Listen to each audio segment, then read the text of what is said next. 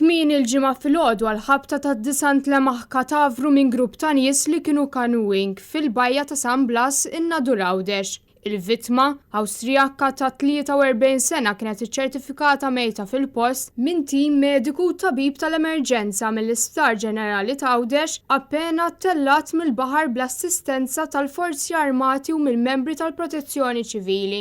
Bil-każ ġiet infurmata l-Maġistrat Monika Vella li fetħet inkjesta u ħatret diversi esperti sabiex jassistuha fl-investigazzjoni li bħalissa tinsab għaddejja.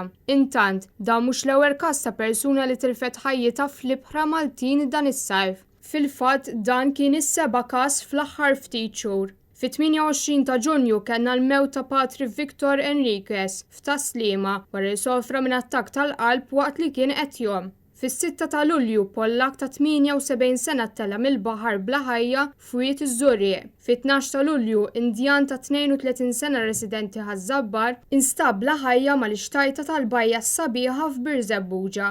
U fis-26 ta' Lulju Awstrijak ta' 53 sena telef ħajtu traġikament wara li sab ruħu f'diffikultà waqt li kien qiegħed jodos fil-bajja ta' Xatt l-Aħmar fejn Silem Għawdex. Fit-28 ta' Lulju anzjana ta' 70 sena tilfet ħajjitha wara li sfortunatament sabet ruħha f'diffikultà waqt li kienet qed tom fiż-żona magħrufa bħala l-bajja tal-Fajtata fil-limiti ta' Wieti Line. U riċentament, fit-2 ta' Wissu miet għawwiem wara li sab ruħu f'diffikultà waqt li kien qed jom fl-inħawi tal-bajja ta' Santa Marija f'Kemuna.